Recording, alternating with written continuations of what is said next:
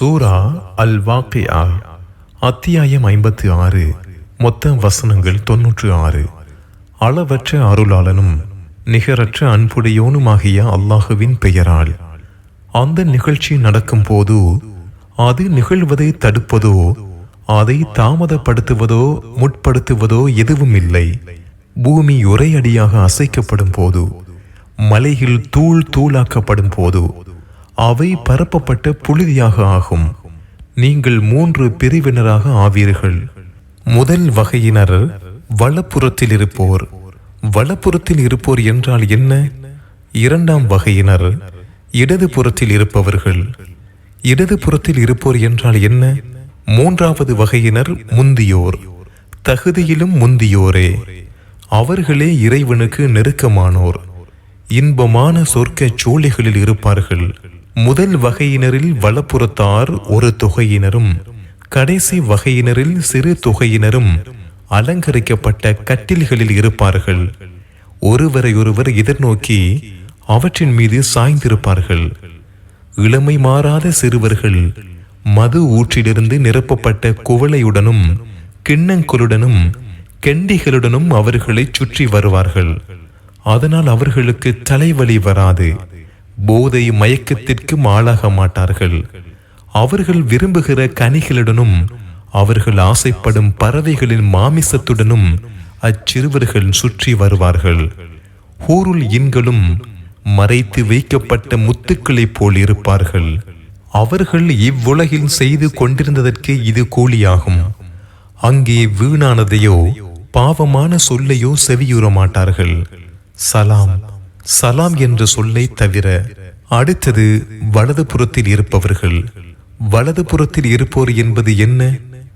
அவர்கள் முள் இல்லாத இலந்தை மரத்தின் அடியிலும் குலைகள் தொங்கும் வாழை மரத்தின் அடியிலும் நீண்ட நிழல்களின் அடியிலும் ஓட்டி விடப்படும் தண்ணீருக்கு அருகிலும் தடுக்கப்படாத தீர்ந்து போகாத ஏராளமான கனிகளுக்கு அருகிலும் உயரமான விருப்புகளின் மீதும் இருப்பார்கள். அப்பெண்களை, ஹூருல் ஈன்களை நாமே அழகுற படைத்தோம். அவர்களை கன்னியராகவும் ஒத்த வயதினராகவும் நேசம் மிக்கோராகவும் ஆக்கினோம். இது முதல் வகையினரில் ஒரு தொகையினரும் கடைசி வகையினரில் ஒரு தொகையினரும் ஆகிய வலது புறத்தில் இருப்போருக்கு உரியது.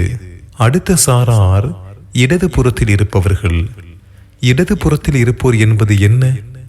அவர்கள் அனல் காற்றிலும் கொதி நீரிலும் அடர்ந்த புகை நிழலிலும் இருப்பார்கள். அதில் குளிர்ச்சியும் இல்லை, இனிமையும் இல்லை. இதற்கு முன் அவர்கள் சொகுசாக வாழ்ந்து கொண்டிருந்தனர். பெரும் பாவத்தில் பிடிவாதமாக இருந்தனர்.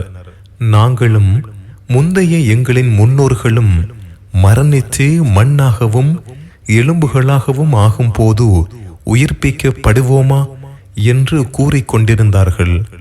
முந்தையவர்களும் பிந்தையவர்களும் அறியப்பட்ட ஒரு நாளின் குறிப்பிட்ட நேரத்தில் ஒன்று திரட்டப்படுவார்கள் என்று கூறுவீராக.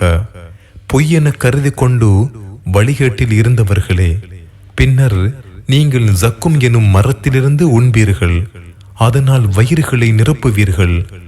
அதற்கு மேல் கொதி நீரை குடிப்பீர்கள். தாகம் கொண்ட ஒட்டகம் குடிப்பது போல் குடிப்பீர்கள்.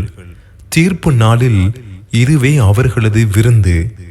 நாமே உங்களை படைத்தோம், நீங்கள் நம்ப மாட்டீர்களா? நீங்கள் விந்தாக செலுத்துகிறீர்களே, அதை சிந்தித்தீர்களா? அதை நீங்கள் படைத்தீர்களா அல்லது நாம் படைத்தோமா? உங்களுக்கிடையே மரணத்தை நாமே நிர்ணயித்தோம். உங்களை போன்றோரை நாம் மாற்றி அமைக்கவும் நீங்கள் அறியாத வகையில் உங்களை படைக்கவும் நாம் இயலாதோர் அல்லர். முதல் தடவை படைத்ததை நீங்கள் அறிந்துள்ளீர்கள்.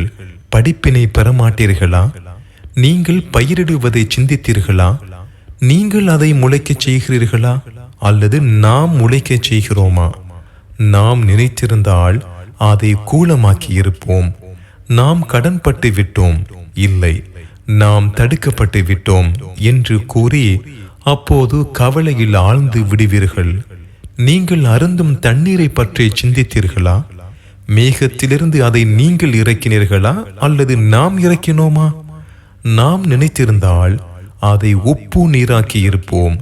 நீங்கள் நன்றி செலுத்த மாட்டீர்களா? நீங்கள் மூட்டுகிற நெருப்பை பற்றி சிந்தித்தீர்களா? அதற்குரிய மரத்தை நீங்கள் உருவாக்கினீர்களா அல்லது நாம் உருவாக்கினோமா? இதனை ஒரு படிப்பினையாகவும் பயணிகளுக்கு பலனளிப்பதாகவும் நாமே ஆக்கினோம். எனவே மகத்தான உமது இறைவனின் பெயரை துதிப்பீராக. நட்சத்திரங்கள் விழும் இடங்கள் மீது சத்தியம் செய்கிறேன். நீங்கள் அறிந்தீர்களானால் இது மகத்தான சத்தியம். இது பாதுகாக்கப்பட்ட பதிவேட்டில் இருக்கும் மகத்துவமிக்க குர்ஆன் ஆகும். தூய்மையான வானவர்களைத் தவிர மற்றவர்கள் அதை தீண்ட மாட்டார்கள். அகிலத்தின் இறைவனிடமிருந்து இது அருளப்பட்டது. இந்த செய்தியையே அலட்சியம் செய்கிறீர்கள்?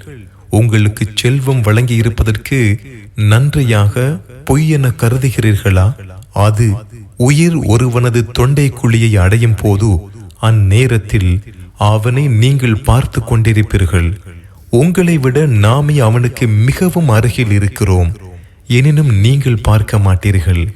நீங்கள் இம்மார்க்கத்தை கடைபிடிக்காது இருந்தால், அதில் நீங்கள் உண்மையாளர்களாகவும் இருந்தால் அதை உயிரை திரும்ப கொண்டு வரலாமே.